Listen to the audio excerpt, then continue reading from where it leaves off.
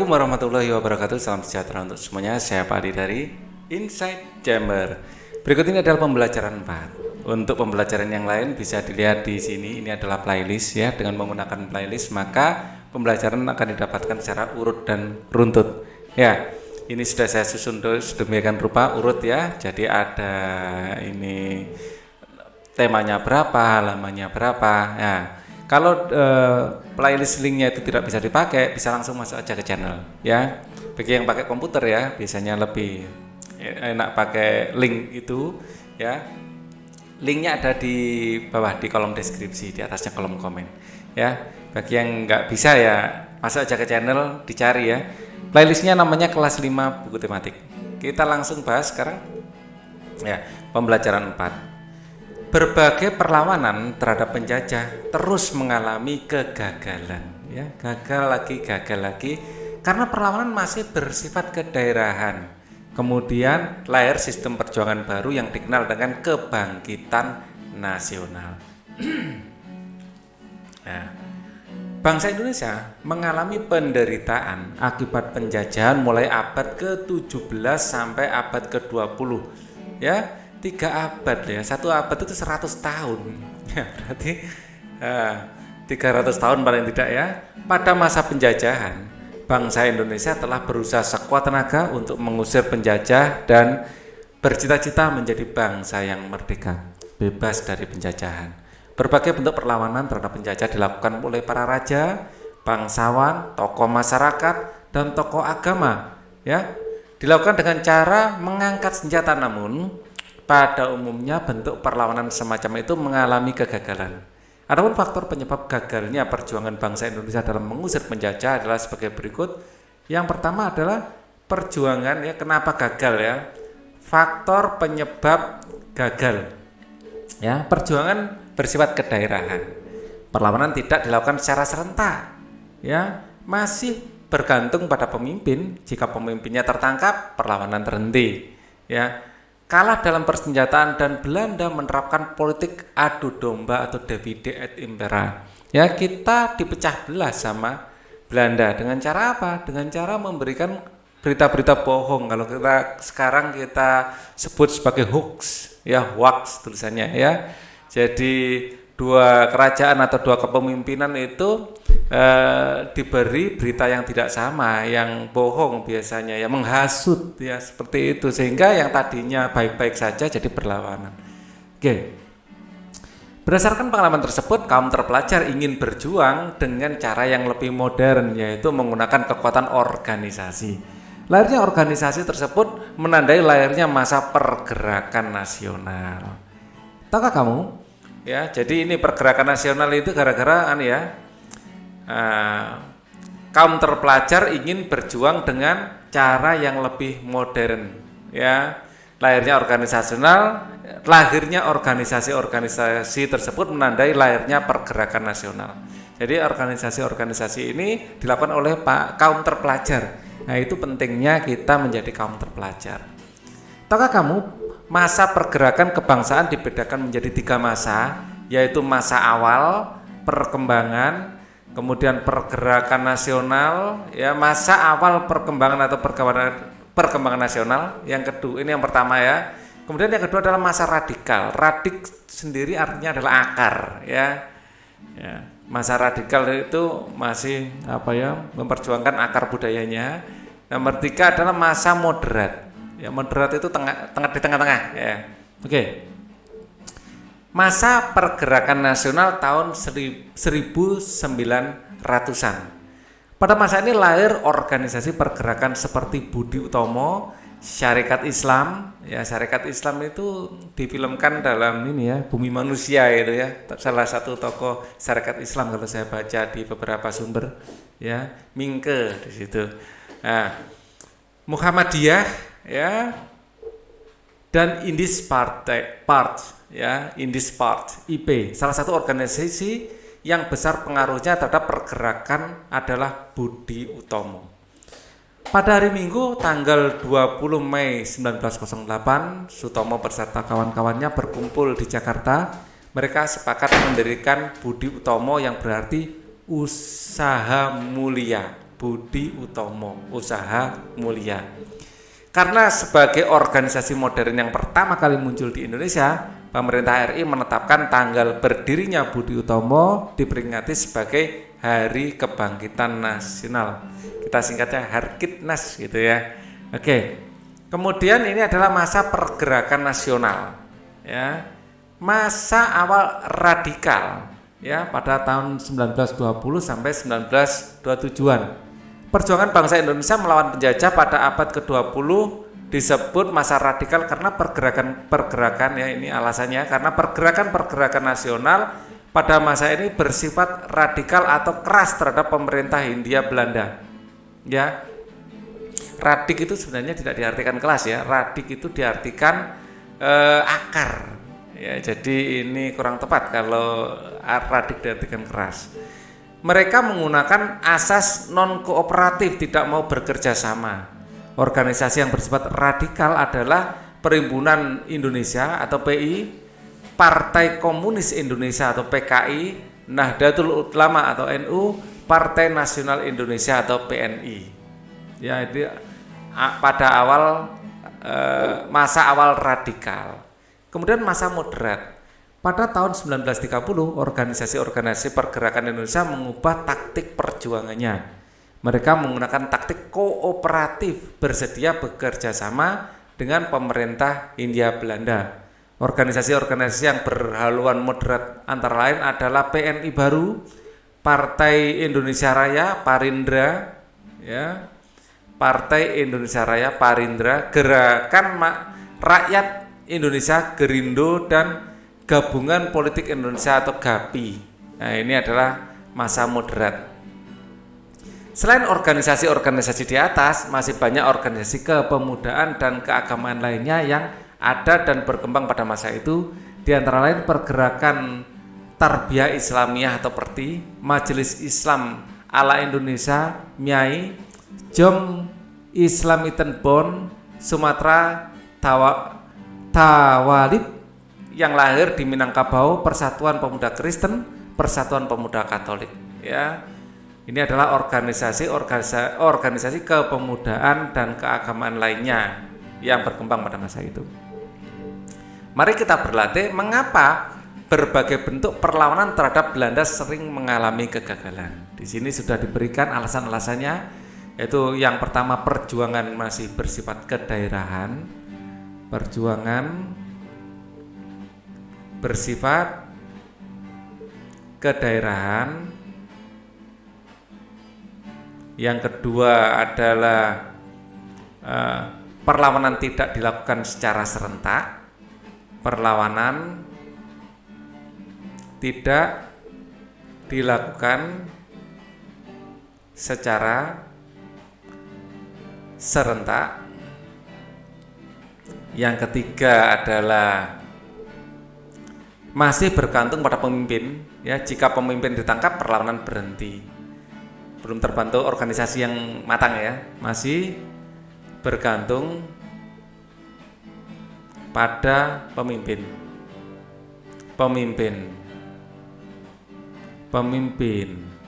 Ya, jika pemimpin tertangkap,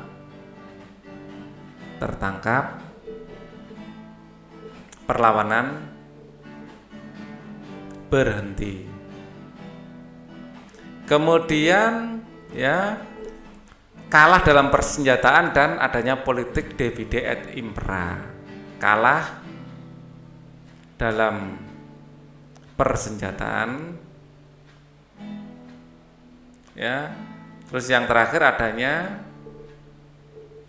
politik divide et impera atau politik adu domba. Ya, kita diadu sama bangsa sendiri. Bagaimana perubahan strategi perlawanan terhadap Belanda dilakukan oleh kaum atau golongan muda terpelajar, ya, para kaum terpelajar, kaum muda dan terpelajar, ya, kaum muda atau golongan muda terpelajar, ya, kaum muda dan terpelajar menggunakan kekuatan organisasi. menggunakan kekuatan organisasi. Ya, peristiwa apa yang menandai lahirnya masa pergerakan nasional? Masa pergerakan nasional ini lahirnya organisasi Budi Utomo. Lahirnya organisasi Budi Utomo. Ya, pada tahun 2 Mei 1908 ya. 1908 ini dijadikan Hari Kebangkitan Nasional. Ya, jelaskan pembagian masa pergerakan nasional. Yang pertama adalah masa awal pergerakan nasional. Masa awal pergerakan nasional. Ya, yaitu pada tahun 1900-an ya, 1900-an. Kemudian adalah masa awal radikal. Awal radikal. Itu adalah 1920 sampai 1927-an. Ya, dikasih an ya, sekitar an itu. Yang ketiga adalah masa moderat. Masa moderat. Ini adalah sekitar 1930-an kalau nggak salah tadi. Kita cek di sini masa moderat adalah 1930-an. Oke. Peristiwa apa yang menjadi latar belakang ditetapkannya Hari Kebangkitan Nasional? Jelaskan alasannya berdirinya organisasi Budi Utomo. Organisasi Budi Utomo. Ya, Budi Utomo sebagai organisasi modern pertama. Organisasi modern gitu aja ya. Tidak bersifat kedaerahan lagi. Menulis, carilah sumber bacaan seperti buku, koran, majalah atau internet ya yang menjelaskan biografi Dr. Sutomo. Ya. Nah, kita akan lihat di sini tuliskan secara singkat tentang perjuangan Dr. Sutomo menghadapi penjajah. Ya. Perjuangan Dr. Sutomo menghadapi penjajah, kemudian baca dengan jelas, berikan komentar, presentasikan biografi dan kisah perjuangan Dr. Sutomo tersebut di kelas. Mari kita cari di Google ya. Perjuangan Dr. Sutomo ya, coba kita cari perjuangan Dr. Sutomo. Perjuangan Dr. Sutomo.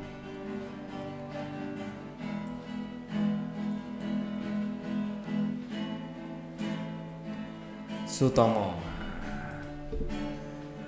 Wah, ini ada www.merdeka.com. Masih banyak ya yang membahas ini ya. Kisah perjuangan Dr. Sutomo. Tahukah kamu pada tanggal berapa Hari Kebangkitan Nasional diperingati? Hampir semua orang Indonesia bisa menjawabnya, yaitu tanggal ya 20 Mei. Namun tahukah kamu siapa sosok yang berjasa di balik peringatan itu? Ia adalah Dr. Sutomo, pendiri organisasi pergerakan Budi Utomo yang muncul pada tanggal 20 Mei pada 1908. Jadi kali ini kita cari tahu lebih banyak. Dr. Sutomo lahir di Ngepeh, Loceret, Nganjuk, Jawa Timur pada 30 Juli 1988 ya. Pada tahun 1930 Sutomo menempuh pendidikan kedokteran di School of Pleading Va Indis Artsen, Batavia itu Jakarta sekarang ya. Selama hidupnya ia dikenal sebagai mediator yang baik. Ini saya perbesar ya biar kalian juga mudah melihatnya. Dia dikenal sebagai mediator yang baik untuk mendamaikan dua pihak yang sedang bertikai. Ia juga sangat peduli pada kemajuan pendidikan pemuda Indonesia. Ia bersama kawan-kawan Stovia memperkenalkan ide memberikan bantuan dana bagi pelajar bumi berprestasi tapi miskin.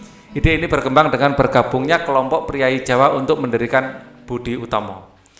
Organisasi Budi Utomo adalah bentuk kesuksesan Dr. Sutomo dalam menyatukan priayi profesional, birokratis, berpendidikan barat dan tradisional dalam satu organisasi yang selaras dan serasi.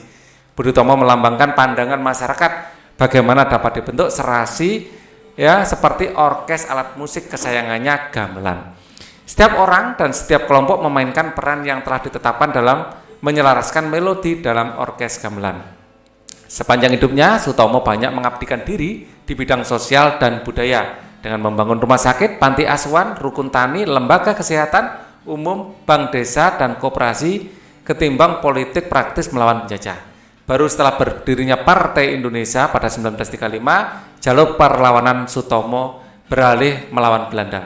Dr. Sutomo meninggal pada tanggal 30 Mei 1938 di Surabaya, Jawa Timur. Jasa-jasanya akan selalu terkenal oleh bangsa Indonesia. Ya, ini Pak Ali ambil informasi ini dari merdeka.com. Itu adalah kisah perjuangan dan pendidikan Dr. Sutomo. Kita kembali ke sini lagi, ya. Ya. Setelah membaca tadi ya, kita bisa mengisi ini nama tokoh ya, Dr. Sutomo. Dr. Sutomo. Sutomo. Atau di sini kalau kita lihat di sini tadi Dr. Sutomo ya, pendiri Budi Utomo namanya Dr. Sutomo lahir di Ngepeh ya. Nama panjangnya tidak ada di sini ya. Memang Dr. Sutomo gitu aja ya. Oke. Tapi ejaan lama Suetomo gitu ya. Oke. Sutomo ini ejaan baru. Ya, ejaan lamanya aja Suetomo. Nama itu biasanya tetap menggunakan ejaan lama. Dr. Suetomo. Nah, atau kita tulis Dr. Suetomo gitu aja ya. Dr. Suetomo. Oke, asal tokoh tadi ada ya. Ini Nganjuk, Jawa Timur. Ya, di sini agak lengkap informasinya. Ngepeh Loceret, Nganjuk, Jawa Timur. Ya, dari Ngepeh Loceret, Nganjuk, Jawa Timur.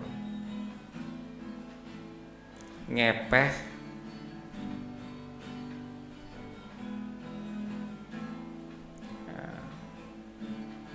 Loceret, Nganjuk, Jawa Timur. Bentuk perjuangannya apa? Bentuk perjuangan adalah melalui organisasi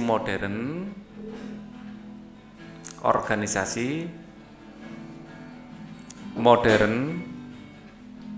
ya, dan menjadi pelopor berdirinya Budi Utomo, ya, dan menjadi pelopor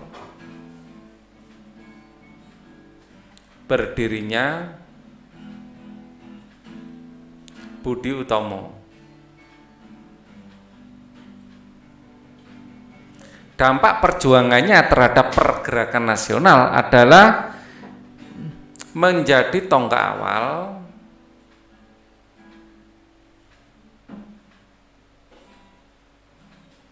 ya, menjadi tonggak awal masa pergerakan nasional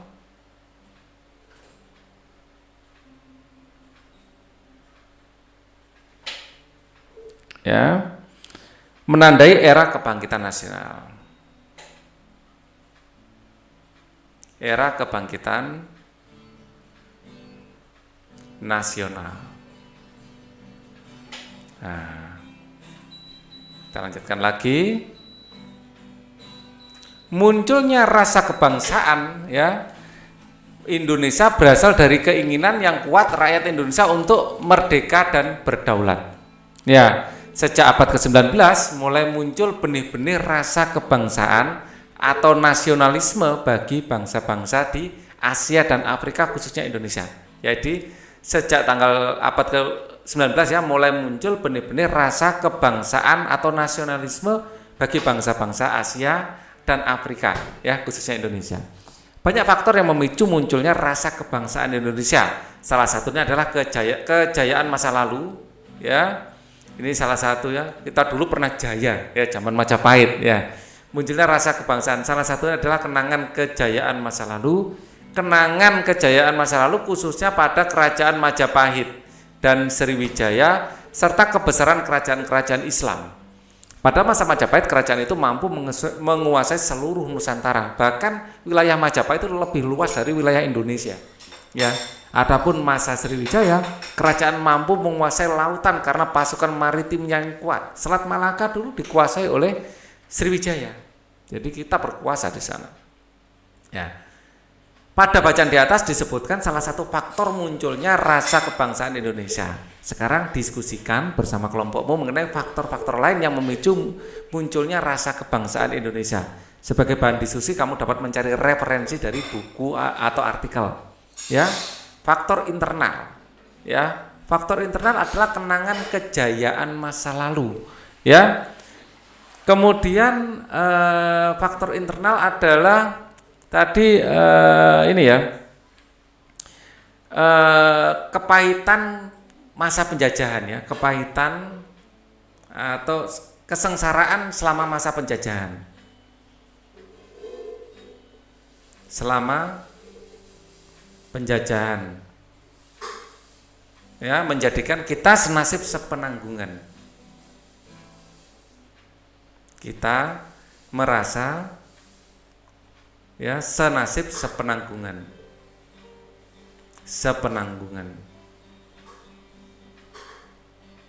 Ya, jadi kita sudah dijajah sampai ratusan tahun. Itu membuat kita bangkit ya.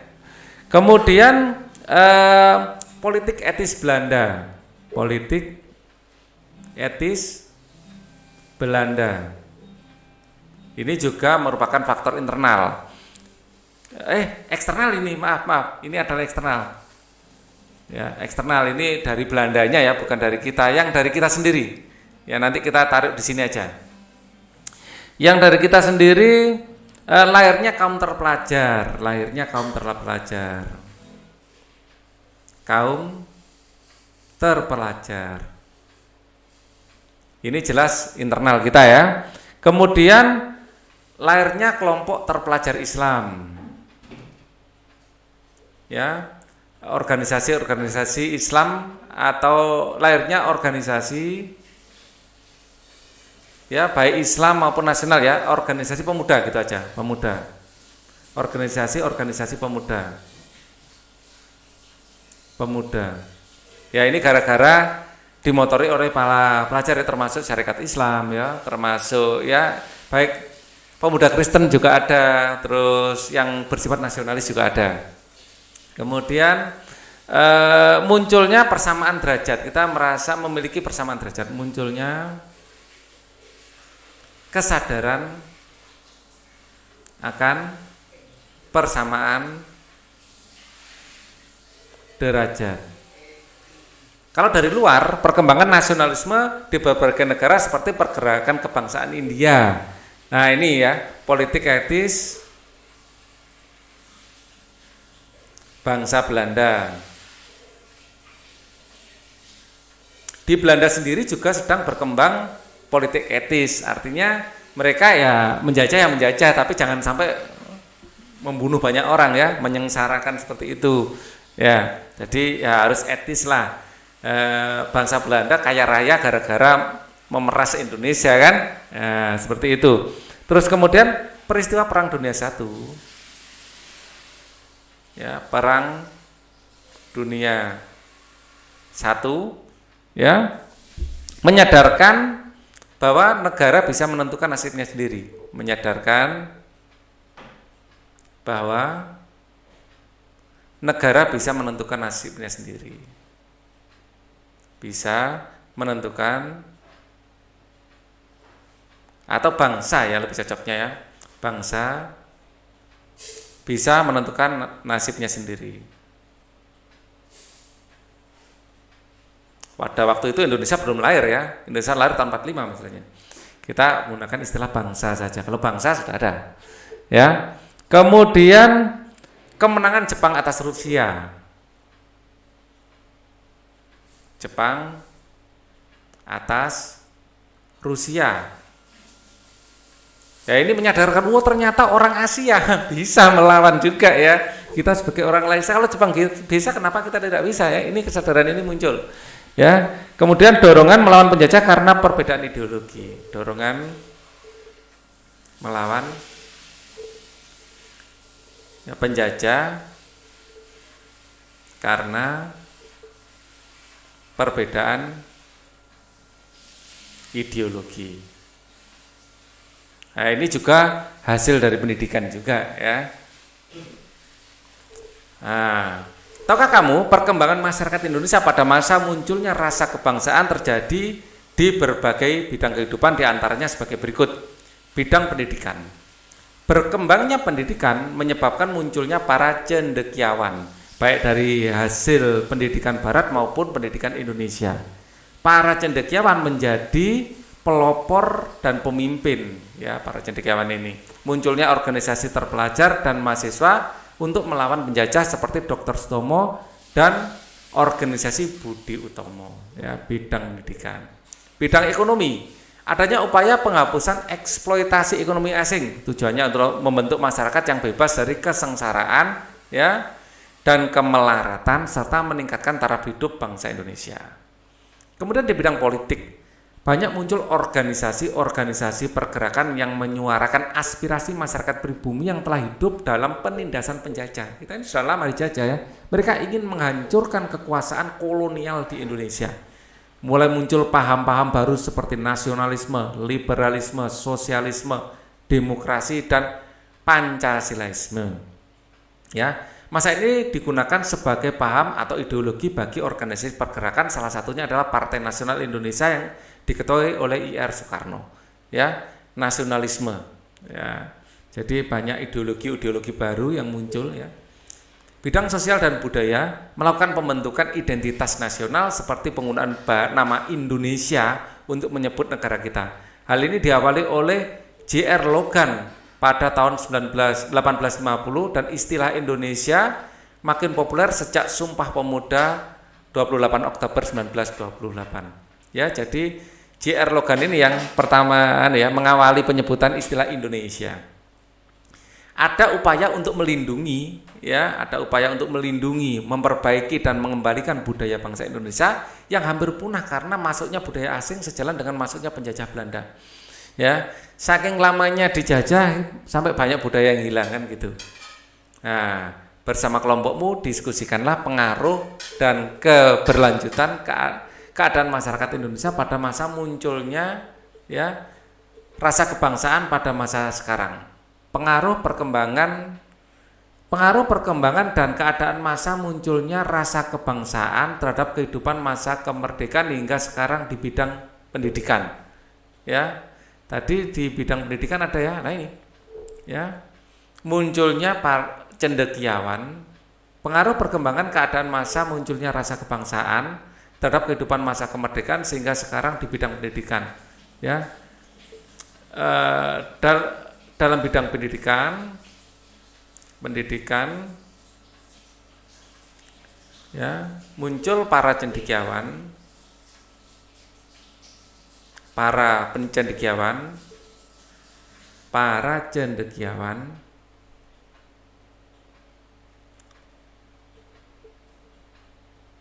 yang menjadi pemimpin ya, menjadi pelopor dan pemimpin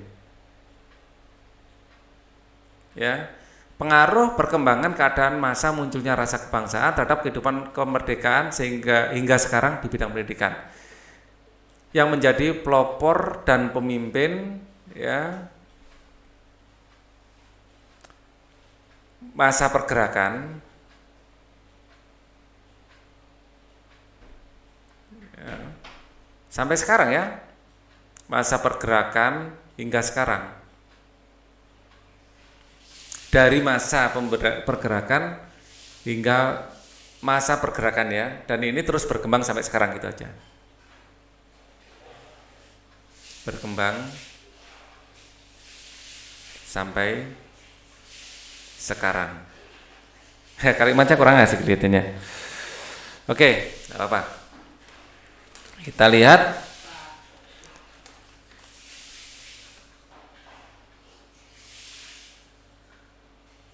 Pengaruh perkembangan keadaan masa munculnya rasa kebangsaan terhadap kehidupan kemerdekaan hingga sekarang di bidang ekonomi.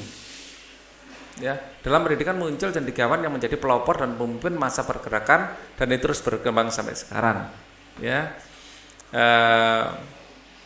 intinya bangsa itu harus dibangun ya dengan fondasi ilmu pengetahuan dan teknologi ya. Bangsa ya yang besar dibangun dengan penguasaan ilmu pengetahuan dan teknologi juga ya. Ini dari pendidikan ya. Dengan penguasaan ilmu pengetahuan gitu aja. Ilmu pengetahuan termasuk ilmu pengetahuan agama, sosial ya, ilmu pengetahuan dan teknologi. Ya, ilmu pengetahuan itu bukan hanya ilmu pengetahuan alam ya dalam hal ini. Pengaruh perkembangan keadaan masa munculnya rasa kebangsaan terhadap kehidupan masyarakat kemerdekaan hingga sekarang di bidang ekonomi. Ya, di bidang ekonomi kita sekarang dulu kita dijajah itu perdagangan dimonopoli, sekarang perdagangan bisa ditentukan lebih fair, ya.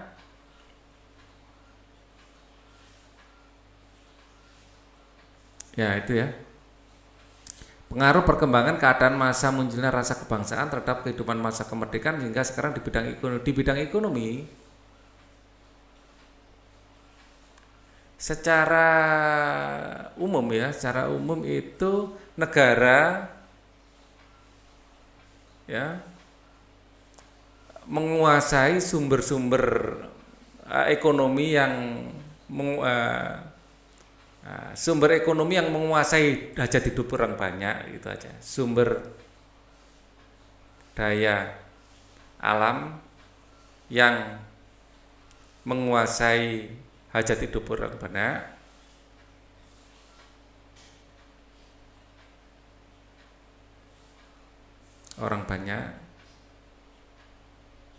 dikuasai negara dan digunakan untuk sebesar-besarnya kemampuan rakyat. Ini ada di undang-undang ya. Kemakmuran rakyat tidak boleh hanya diberikan pada segelintir orang, ya. Rakyat bebas memilih pekerjaan yang disukainya ya. Rakyat bebas ya menentukan atau mendapatkan pekerjaan.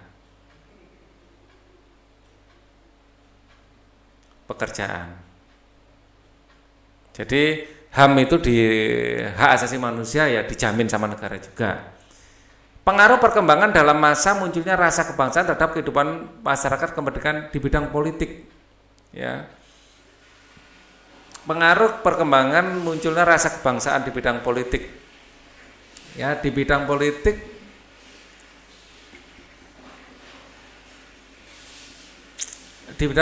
ini timbul rasa nasionalisme, ya, ya, pergerakan organisasi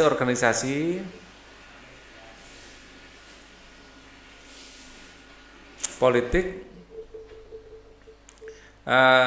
sudah tidak bersifat kedaerahan, tidak bersifat kedaerahan lagi, dan timbul rasa nasionalisme. Organisasi politik sudah tidak bersifat kedaerahan lagi, ya. Jadi organisasi politik itu bersifat nasional, ya. Oke. Ini kalau di dalam politik. Pengaruh perkembangan dan keadaan munculnya rasa kebangsaan terhadap kehidupan masa kemerdekaan sehingga sekarang di bidang sosial dan budaya. Ya. Ini tadi sudah disebutkan di sini ya, karena dijajah terlalu lama, Ya. Ya ini. Sebenarnya di sini sudah ada kita tinggal ya. Ada upaya penghapusan eksploitasi ekonomi asing, ya Pak Ali berusaha mencari bahasa lain saja. Ya, sebenarnya di sini sudah ada pendidikan menjadi pelopor pemimpin, ya kata kuncinya di situ. Di bidang politik muncul organisasi pergerakan menyuarakan aspirasi masyarakat pribumi, ya. Muncul berbagai di bidang ekonomi upaya penghapusan eksploitasi perekonomian asing tujuannya membentuk masyarakat yang bebas dari kesengsaraan kemelaratan. Itu tadi saya tambahkan ini ya, yang ada di undang-undang ekonomi itu sumber daya alam yang menguasai hajat hidup orang banyak dikuasai negara. Bisa mengambil dari sini juga tidak apa-apa jawabannya. Di bidang yang hitam ini sosial budaya ya, sosial budaya melakukan pembentukan identitas nasional, melakukan pembentukan identitas nasional. Ya, jadi kita tidak hanya identitas daerah tapi identitas nasional. Seperti penggunaan nama Indonesia, ya. Identitas seperti penggunaan nama Indonesia. Ya, selain penggunaan nama Indonesia juga penggunaan bahasa Indonesia. Ya, bahasa Indonesia sebagai bahasa persatuan ini identitas kita. Jadi di kantor-kantor sudah tidak ini ya, tidak menggunakan bahasa Jawa atau mungkin bahasa Sunda ya. Jadi bahasa Indonesia ini sebagai bahasa pemersatu. Jadi identitas. Kalau dulu identitas itu kedaraan, sekarang dari identitas lebih ke nasional, gitu ya. Sejak dirintisnya organisasi yang bersifat nasional, Budi Utomo Pemuda juga tergugah untuk membentuk organisasi-organisasi yang memperjuangkan nasib bangsanya. Semula di Indonesia terdapat bermacam-macam organisasi pemuda.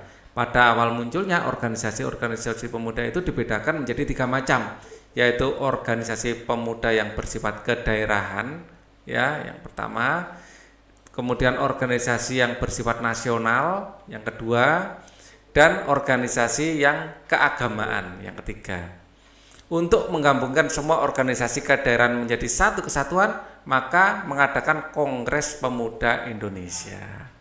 Ya, sekarang kita masuk pada peristiwa Sumpah Pemuda. Pada zaman penjajahan Belanda, Kongres Pemuda Indonesia diselenggarakan 3 kali. Kongres Pemuda yang pertama berlangsung di Jakarta pada Kongres Indonesia 1 ya, berlangsung di Jakarta pada tanggal 30 April sampai 2 Mei tahun 1926, diikuti oleh semua organisasi pemuda. Namun Kongres Pemuda 1 belum dapat menghasilkan keputusan yang mewujudkan persatuan seluruh pemuda. Kongres Pemuda 1 merupakan persiapan Kongres Pemuda 2. Ya, jadi masih persiapan Kongres Pemuda 2. Kongres Pemuda 2 di Indonesia, ya Kongres Pemuda 2 Indonesia, Kongres Pemuda Indonesia 2 ya, berlangsung di Jakarta ya pada tanggal 27 sampai 28 Oktober. Pusat penyelenggaraan kongres tersebut di gedung Indis Club di Jalan Kramat Jaya nomor 106, tetapi keseluruhan sidang diselenggarakan di 3 tempat. Ya. Ini yang pusatnya ya. Pemuda bekerja keras mempersiapkan segala sesuatu yang diperlukan termasuk penyusunan panitia kongres. Pada malam penutupan tanggal 28 Oktober 1928, Kongres Pemuda 2 mengambil keputusan sebagai berikut ya, menerima lagu Indonesia Raya ciptaan W.R. Supratman sebagai lagu kebangsaan Indonesia, menerima merah putih sebagai bendera Indonesia. Semua organisasi pemuda dilebur menjadi satu dengan nama Indonesia Muda, berwatak nasional dalam arti luas. Ya, ini ya. Diikrarkan Sumpah Pemuda oleh semua wakil pemuda yang hadir. Ya, ini adalah peristiwa yang sangat penting dalam sejarah Indonesia, Sumpah Pemuda. Ikrar Sumpah Pemuda adalah 1. Kami putra dan putri Indonesia mengaku bertumpah darah satu tanah air Indonesia. Kami putra dan putri Indonesia mengaku berbangsa satu, bangsa Indonesia. Kami putra dan putri Indonesia menjunjung bahasa persatuan, bahasa Indonesia.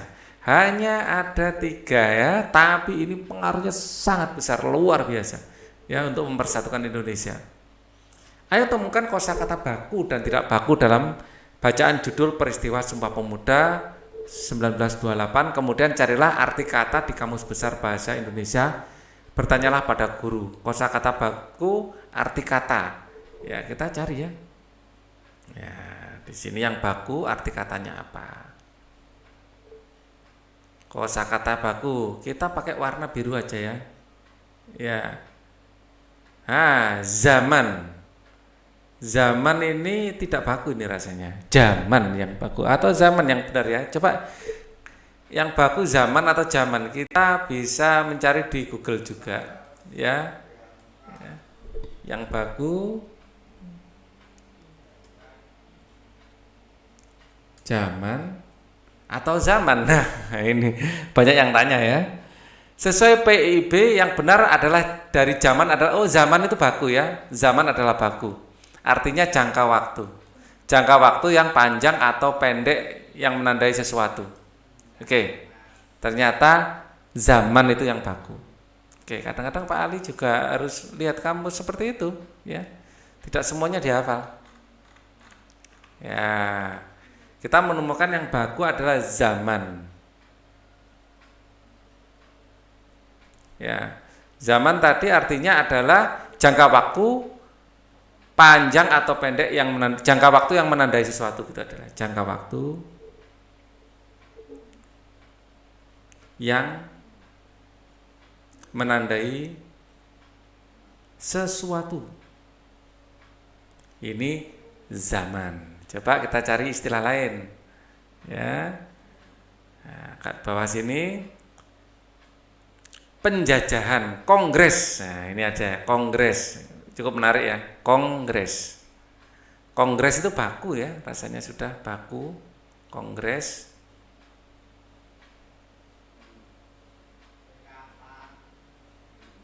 Ya, coba arti kata kongres kita cari di sini ya. Kita cari di Google lagi kongres. Ya, KBBI Indonesia. Kita cari arti dari kongres.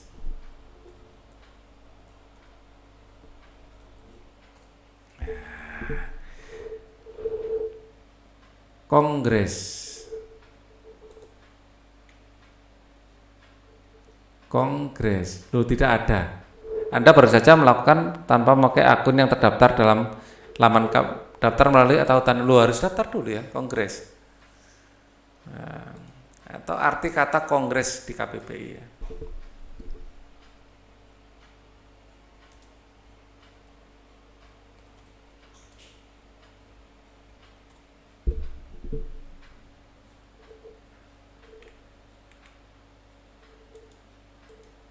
Arti kata kongres. Nah, kongres pertemuan besar ya, pertemuan besar para wakil organisasi. Ya, pertemuan besar para wakil organisasi. Nah, pakai yang ini aja, nggak usah daftar. Pertemuan besar para wakil organisasi. Besar para wakil organisasi. Itu kongres. Kita cari lagi kata yang baku. Ya, sambil mencari yang tidak baku juga ya. Kongres 3 kali, Kongres Muda 2 diikuti semua organisasi pemuda, namun Kongres Muda belum dapat menghasilkan keputusan yang mewujudkan persatuan seluruh pemuda. Kongres merupakan persiapan Kongres. Cari yang ini tidak baku. Indonesia, ini enggak baku, yang baku Indonesia ya. Kongres Pemuda 2 Indonesia jelas enggak baku ya. Ya, oke. Pemuda bekerja keras segala sesuatu yang diperlukan termasuk panitia kongres. Panitia. Ya. Yang tidak baku Indonesische jelas tidak ya. Atau celup. Nah, celup itu tidak baku, yang baku kelap ya. Indonesische jelas tidak baku. Indonesische artinya Indonesia.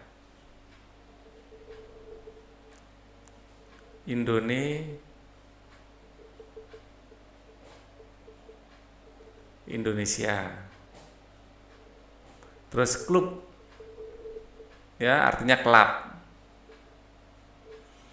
Nah, ini yang tidak baku. Kita cari lagi yang baku dan tidak baku, yang istilah aja ya, bukan kata-kata yang umum. Ya. Termasuk menyusun panitia. Coba panitia ini baku ini, panitia.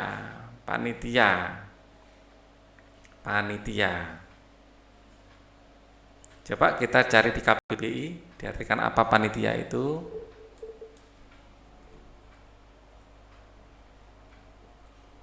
Ya, panitia, cari. Ya, sekelompok orang yang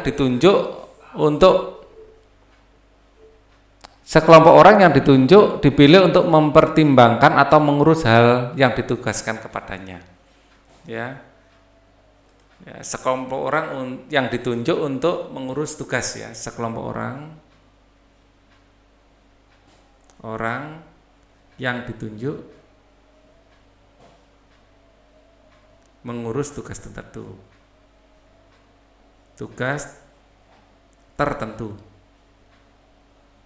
Panitia. Sambil mencari yang tidak baku juga. Panitia kongres tadi sudah ya. Kongres sudah tadi ya. Nah, pertemuan pemimpin organisasi ya. Lagu sebagai lagu kebangsaan. Sang ya, sang itu kata yang baku ya, baku sang. Sang itu sebutan ya. Sang itu ya, kalau di sini diartikan apa sang?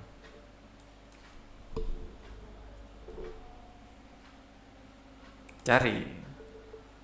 Kata yang dipakai nama depan orang, binatang atau benda yang dianggap hidup atau dimuliakan. Ya. Sebutan untuk sesuatu yang dianggap dimuliakan ya, sesuatu. Sebutan untuk sesuatu yang dimuliakan. Itu sang. Kita cari lagi. Ya. Sang Saka Merah Putih. Ya. Dalam arti luas, Sumpah Pemuda oleh Wakil Pemuda yang hadir. Indonesia ciptaan sebagai coba kita cari istilah-istilah yang menarik ya. Di sini kami putra dan bertumpah darah satu tanah air Indonesia, berbangsa satu bangsa. Coba bangsa itu apa? Bangsa kalau dicari di KBBI, bangsa.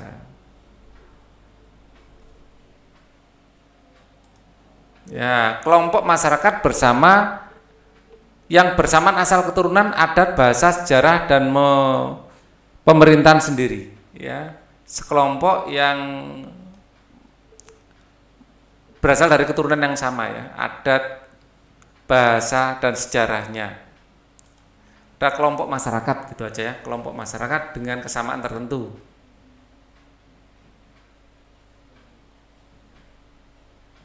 Dengan kesamaan tertentu. Itu bangsa. Nah, ini yang tidak baku ini agak susah nyarinya. Berbangsa satu bangsa Indonesia, kami putra dan putri Indonesia menjunjung bahasa persatuan bahasa Indonesia. Ini semuanya baku. Ya, yang tidak baku coba yang zaman tadi ternyata baku ya. Diikuti Pemuda yang belum dapat menghasilkan keputusan. Kongres ini baku.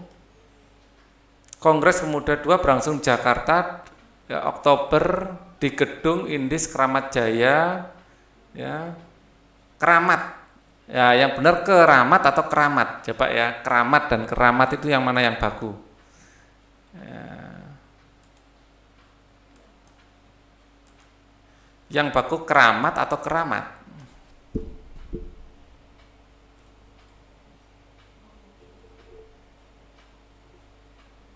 Atau keramat? Keramat atau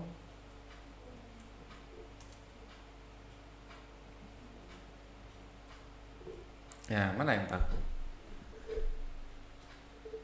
Keramat, keramat. Keramat tidak baku ya.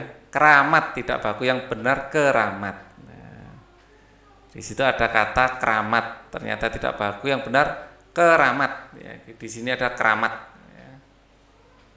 Ya, yang baku keramat. Ada ternyata ya kalau dicari ya. Keramat dan keramat. Keramat, yang baku adalah keramat. Kita cari lagi. Kalau tidak ada ya sudah. Ya. Di sini bidang diselenggarakan 3 tempat, pemuda bekerja keras mempersiapkan segala sesuatu yang diperlukan. Penutupan menerima lagu Indonesia Raya ciptaan W.R. Supratman, Sang Merah Putih sebagai bendera semua organisasi dilebur menjadi satu, berwatak nasional, diikrarkan Sumpah Pemuda. Wah, ini sudah bagus semua ini kelihatannya. Kalau tidak ada ya nggak usah maksa ya. Isi ikrar Sumpah Pemuda, sudah ini bagus semua. Ya. Nah, sekarang kita menjawab ini. Kapan? Ya, kapan Kongres Pemuda 2 dilaksanakan? Tanggal 28 Oktober, Kongres Pemuda. Ya, 1 apa 2 ini yang diminta? Ya, kita ada 2 jawaban kalau gitu ya. Kongres Pemuda ya, Kongres Pemuda 1 30 sampai 2 Mei, 30 April sampai 2 Mei ya. 30 April sampai 2 Mei ya, 1926. Ya. 30 April sampai 2 Mei 1926. 30 April sampai 2 Mei sampai 2 Mei 1926. Ini Kongres Pemuda 1. Terus Kongres Pemuda 2 berarti dikasih 2 aja ya. Karena di situ tidak ada 1 atau 2 yang ditanyakan. Ya. Kongres Pemuda 2 berlangsung 27 sampai 28 Oktober. 27 sampai 28 Oktober. Kongres Pemuda 2 Pemuda 2 27 sampai 28 Oktober. Kalau ini 1928 ya. Oh, gak langsung ya, selang 2 tahun ternyata. Siapakah peserta Kongres Pemuda? Peserta Kongres Pemuda ini ya ada para pemuda dari berbagai daerah ya, para pemuda dari berbagai daerah ya, para pemuda dari berbagai daerah yang tergabung dalam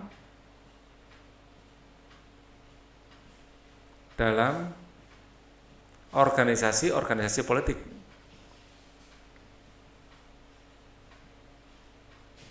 politik. Apakah hasil Kongres Pemuda 2? Kalau hasil Kongres Pemuda 2 ini 1 ya tadi menetapkan lagu Indonesia Raya sebagai lagu kebangsaan. Lagu Indonesia Raya karya W.R. Supratman ya sebagai lagu kebangsaan.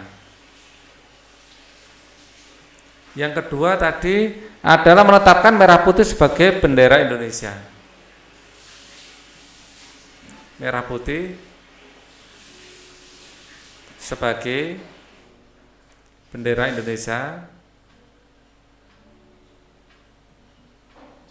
Ya. Kalian bisa mencontoh ya, kalimat yang di atas tadi lebih komplit kalimatnya.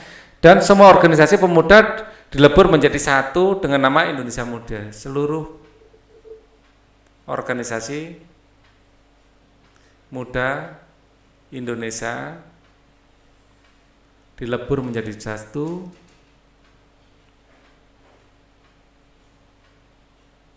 menjadi Indonesia Muda. Indonesia Muda. Kemudian di manakah Kongres Pemuda dilaksanakan? Ya, ada di 3 tempat ya. Pak Ali sudah sempat browsing tadi. Ya, yang pertama ada di Katolik Jongligen. Katolik Jongligen, yaitu Bonn. Ini adalah Gedung Pemuda Katolik. Gedung Pemuda Katolik. Yang kedua ada di Ost Jawa. Ost Jawa, Medan Merdeka Utara. Sekarang menjadi Medan Merdeka Utara ya, Medan. Dan yang ketiga, ya tadi di teks disebut hanya yang ketiga saja, di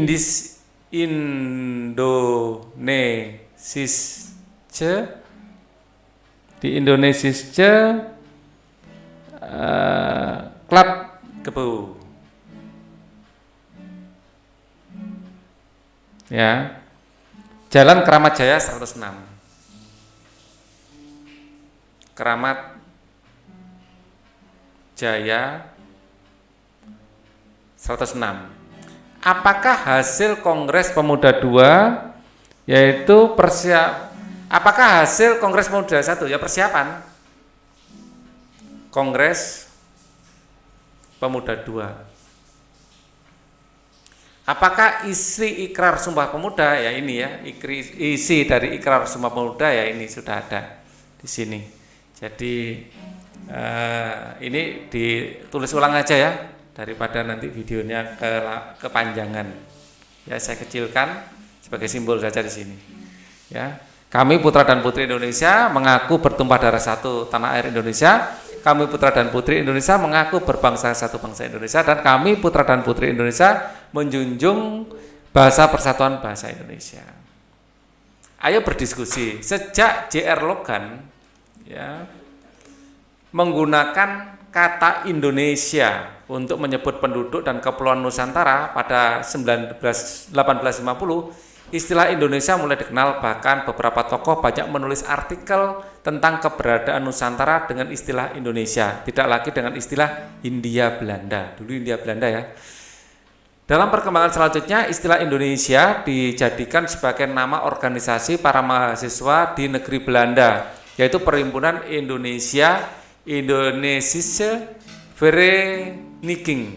Istilah Indonesia makin populer setelah diterapkan Ikrar Sumpah Pemuda.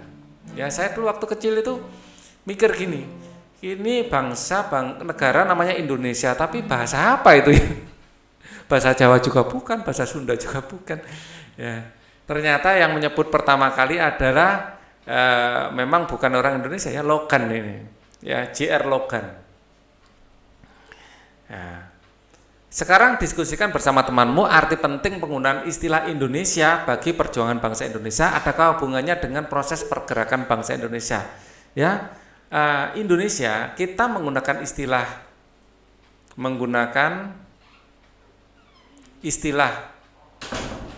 Indonesia, bukan Hindia Belanda. Ya, sebagai simbol perlawanan terhadap Belanda ya, perlawanan terhadap Belanda, dan menjadikan Indonesia itu sebagai identitas kita. Indonesia sebagai identitas kita. Ya, adakah hubungannya dengan proses pergerakan Indonesia? Ada. Ya, nama Indonesia dijadikan nama dari organisasi organisasi pemuda, ya. Nah ini tadi informasinya barusan ya. Atau mahasiswa di negeri Belanda, ya. Pemuda Indonesia di negeri Belanda. Ya, ini menunjukkan kita bukan Hindia Belanda gitu kan. Nah, peristiwa Sumpah Pemuda menunjukkan adanya rasa persatuan, kesatuan antara pemuda yang berbeda ras, suku, golongan, agama, semua lebur jadi satu Indonesia. Memang demikian seharusnya, walaupun berbeda ras, suku, golongan, dan agama, tetapi derajat kita sama sebagai manusia. Tidak ada manusia yang lebih tinggi, tidak ada manusia yang lebih rendah. Ya, tahukah kamu? Perbedaan antara suku dan suku lainnya hanya terletak pada bahasa atau adat istiadat serta sistem kekerabatan. Yang pertama adalah adat istiadat. Setiap suku bangsa pasti memiliki adat istiadat tertentu, meliputi upacara, adat, kebiasaan-kebiasaan lain. Kebiasaan-kebiasaan tersebut sudah dijalankan secara turun-temurun dalam satu suku. Contohnya upacara pembakaran mayat Ngaben di Bali. Perbedaan adat istiadat menunjukkan perbedaan kebudayaan yang tampak dari pola perilaku gaya hidup. Pola perilaku orang Batak yang suka bicara terus terang sehingga terkesan tegas, keras, sangat berbeda dengan perilaku orang Jawa Tengah, khususnya Solo dan Jogja, yang suka berbicara berhati-hati dan penuh sindiran halus, ya, khawatir kalau menyinggung. Ya, bahasa daerah. Ya. Setiap suku bangsa biasanya memiliki bahasa daerah tertentu. Sebagai contoh, suku Jawa memakai bahasa Jawa dalam melakukan percakapan sehari-hari. Suku-suku bangsa lainnya pun menggunakan bahasa daerahnya masing-masing. Sistem kekerabatan. Ya, sistem kekerabatan merupakan sistem keturunan yang dianut oleh suku bangsa tertentu berdasarkan garis ayah, ada yang garis ibu, ada yang kedua-duanya. Ya, unsur pembeda suku bangsa. Unsur pembeda suku bangsa adalah adat istiadat. Ya, Indonesia memiliki, ya, banyak sekali adat istiadat, ya. Ya, Indonesia memiliki banyak sekali adat istiadat yang berbeda. Indonesia kaya dengan perbedaan adat istiadat, ya, perbedaan adat istiadat. Karena semua budaya berkembang sesuai dengan keyakinan, terus keadaan alam dan lain-lain. Ya, kemudian bahasa daerah, sama ya. Jadi Indonesia memiliki beragam bahasa daerah. Ya, Indonesia memiliki bahasa daerah yang beragam,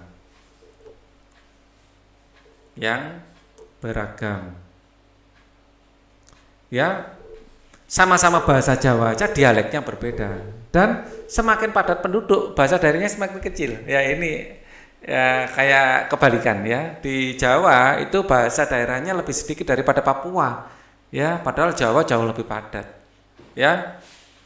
Kemudian pembedanya yang lain adalah sistem kekerabatan. Ada yang pakai jalur ayah, ada yang pakai jalur ibu, ada yang dua-duanya. Jalur ayah, ada yang jalur ibu, ya, ada yang kedua-duanya.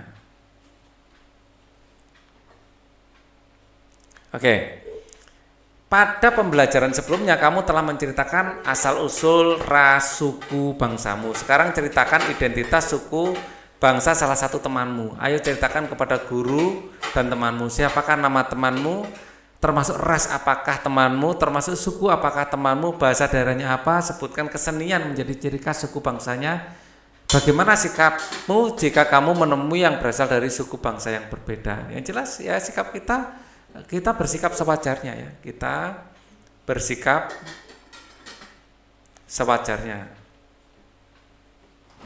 Karena kita sederajat. Ya, tidak ada yang suku yang lebih tinggi atau lebih rendah. Semuanya sama. Ya. Oke. Kita sini Ya, misalnya foto temanmu siapa? Itu misalnya Pak Ali ya sebagai contoh lagi. Nama Ali. Ya, suku Jawa. Ya. Rasnya Pak Ali ini termasuk ras Melayu Mongoloid. Nah, karena Jawa ya, bahasa Jawa, kesenian khasnya adalah misalnya tari remo. Ya, dramanya pakai ludruk. Ya, orang Surabaya ya, ludruk. Ya, misalnya ya, seperti itu. Ayo berkreasi, lakukan wawancara untuk mengetahui keragaman yang ada di lingkungan tempat tinggalmu. Lakukan wawancara untuk memperoleh data tentang suku bangsa yang ada di sekitarmu, misalnya satu RT. Sebelum melakukan wawancara, lakukan persiapan-persiapan. Narasumbernya siapa? Orang tua, misalnya tetangga, Pak RT, misalnya Pak RW. Ya, orang tua ada ayah, ada ibu ya. Siapa tahu rasnya beda dan lain-lain. Ya. Data pertanyaan siapa nama bapak apa atau ibu, apa suku bapak atau ibu, apa bahasa yang sehari-hari digunakan, bahasa sehari-hari di rumah. Ya. Suku bangsa apa, termasuk ras apa bapak, ras apa, ya tahu apa enggak, nggak tahu ya. Termasuk mungkin makanan kesukaan, lagu daerah, yang masih tahu tarian daerah, ya, seni drama daerah. Kalau mungkin ada ya, jadi daerah suku. Nah, kemudian, ini masih ada dua diisi sendiri ya. Apa suku bangsanya, makanannya, ya ras apa, mungkin pekerjaan ya, ya. Ya, apa mungkin ada hubungannya dengan kedaerahan, misalnya penjual nasi Padang ya, ada hubungannya dengan kedaerahan misalnya gitu. Ya. Kamu telah membuat daftar narasumber dan daftar pertanyaan untuk mendapatkan data tentang suku bangsa di lingkungan sekitarmu. Ya, olahraga, mungkin olahraga daerah, siapa tahu, atau permainan ya, atau permainan daerah. Ya, misalnya ada, siapa tahu ada ya. Nah, laporan hasil wawancara narasumber sukunya mana? Ini dari wawancara ya, jangan mengarang sendiri. Dengan mempelajari pergerakan kebangsaan Indonesia, kita telah makin tahu sejarah perjalanan perjuangan bangsa Indonesia. Kita juga tahu bahwa munculnya kesadaran nasional dan pergerakan kebangsaan Indonesia dipelopori oleh para pemuda dan pelajar. Mereka dengan segenap pemikiran dan tenaga berupaya memperjuangkan nasib bangsa Indonesia. Perjuangannya melalui organisasi-organisasi pergerakan tentunya menuntut adanya kemampuan berpikir, bekerja sama, strategi, dan diplomasi. Salah satu pelajaran yang dapat kita petik adalah hasil pemikiran pemuda yang tertulis dalam Ikrar Sumpah Pemuda. Pada saat itu semua pemuda saling menyadari dan mengakui serta meletakkan ego ke daerahnya masing-masing untuk melebur dalam satu kepentingan demi terwujudnya satu tanah air, satu bangsa, satu bahasa, yaitu Indonesia. Ikrar tersebut mampu memotivasi seluruh elemen bangsa untuk bersatu padu mengusir penjajah. Bagaimana dengan pemuda saat ini? Ya, kalian jangan hanya tiktokan saja. Kalian juga harus berpartisipasi mengejar mimpi ya. Bagaimana denganmu? Apakah kamu sudah mampu menerapkan nilai-nilai Sumpah Pemuda? Ya, jika sudah, kembangkan dan tingkatkan terus. Jika belum, mulailah dari sekarang dengan membina persatuan sekolah dan masyarakat. Kemukakan sikap dan perilakumu setelah menunjukkan keberagaman nilai-nilai Sumpah Pemuda ya. Kemukakan sikap dan perilakumu yang telah menunjukkan pengamalan nilai-nilai Sumpah Pemuda. Yang jelas kita berkomunikasi dengan bahasa Indonesia. Ya, kita lebih mengutamakan kepentingan bersama.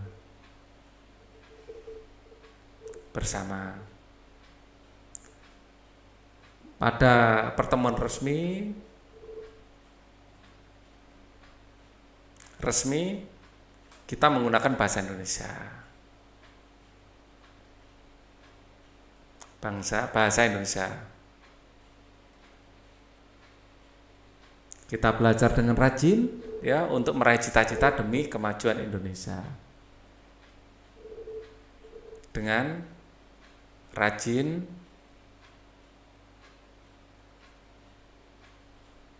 untuk meraih cita-cita agar bisa mengabdi pada negara, bisa berbakti lah kita, berbakti pada negara. Kerjasama dengan orang tua, bersama orang tua atau anggota keluargamu yang lain, amatilah kegiatan sehari-hari anggota keluargamu, identifikasi dan sebutkan kegiatan-kegiatan yang menunjukkan adanya penerapan nilai-nilai Sumpah Pemuda. Tuliskan hasilnya pada kolom berikut, mintalah tanda tangan orang tua atau keluargamu yang lain yang telah bekerja sama denganmu. Ya kurang lebih sama dengan ini ya. Jadi berteman dengan memiliki teman dari berbagai macam suku, teman dari berbagai macam suku, menggunakan bahasa Indonesia dengan baik dan benar,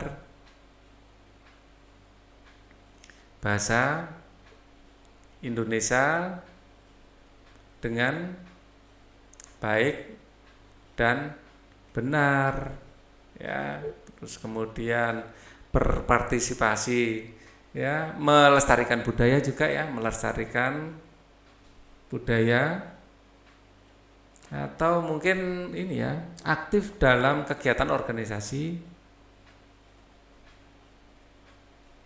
kegiatan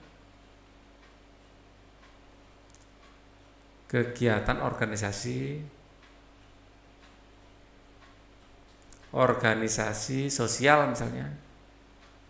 Nah, ini juga penting ya, menunjukkan kepedulian kita terhadap masalah-masalah sosial ya, dan lain-lain.